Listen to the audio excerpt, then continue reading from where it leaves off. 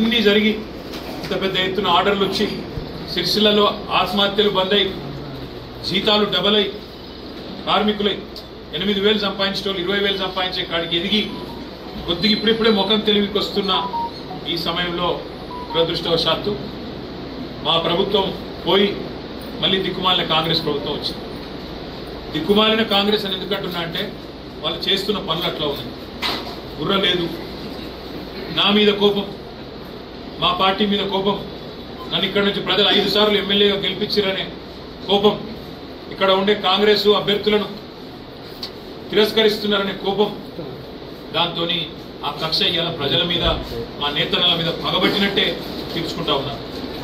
మొత్తం బతుకమ్మ చీరల ఆర్డర్లు బంద్ చేసింది, డైలాగులు కొట్టిరు. కాకపోతే బతుకమ్మ చీరలు ఏదో కుంభకోణం అయింది, లంబకోణం అయింది, ఏమో అయిపోయింది, దాన్ని పరిశోధిస్తామన్నారు.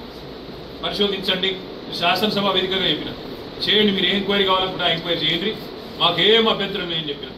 ఎన్నో సూరత్కి వెళ్ళి తెస్తుండ్రు, ముఖ్యమంత్రి ఏదో సన్నాయి నొక్కులు నొక్కపోతే కూడా అసెంబ్లీలో చెప్పిన నేను. సూరత్కి వెళ్ళి మొదటి సంవత్సరం ఆర్డర్ లేట్ అయితే కొంత తెచ్చినాము, ఆ రోజున్న డైరెక్టరే ఈ రోజు మీ సెక్రటరీ చెక్ చేసుకో అని చెప్పిన. కావాలంటే ఏ ఎంక్వైరీ చేసుకుంటావో చేసుకో అని కూడా చెప్పిపోతున్నారు. వాళ్ళ లిస్ట్ ఇచ్చిన స్పందన లేదు. ఆటో డ్రైవర్లు ఆత్మహత్య చేసుకుంటున్నారు చూడు అన్న లిస్ట్ ఇచ్చిన స్పందన లేదు. అసెంబ్లీలో ఇచ్చిన స్పందన లేదు. వాళ్ళని నేను డిమాండ్ చేస్తా ఉన్నా, మీరే మీ ప్రభుత్వం వచ్చినాక పెద్ద పెద్ద మాటలు నరికి నీడికి వచ్చి మంత్రులు, ఇక్కడ ఉండే కొంతమంది కాంగ్రెస్ నాయకులు ఏదో కేసీఆర్ గారి ప్రభుత్వంలో ఏదో అన్యాయం అయిపోయింది, మేము ఇంకా బాగా చేస్తాం, 365 రోజులు ఉపాధిస్తాం నేతన్నల కన్నా. మరి ఇలా 10 నెలలు నిండతందుకు వచ్చింది, 11 నెలలు అడుగు పెడతాం, ఇంకో 4-5 రోజులు అయితే. మరి ఏం సాధించింది, మీరు ఏమి ఇచ్చిరు చెప్పాలని నేను అడుగుతాను.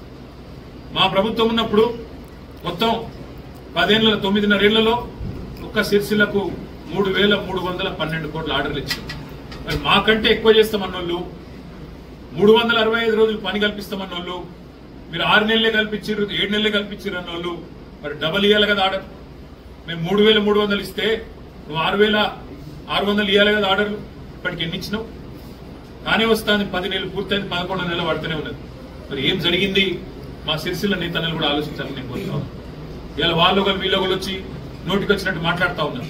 నేను వారికి గుర్తు చేస్తున్నాం, 3,312 కోట్లల్లా మా ప్రభుత్వం పోతుందని మేము అనుకోలేదు. అనుకుంటే నేనే పోయేటప్పుడే మొత్తం బాకీలు క్లియర్ చేసిపోతుంది. ఎంత బాకీ ఇచ్చిపెట్టినాం మేము?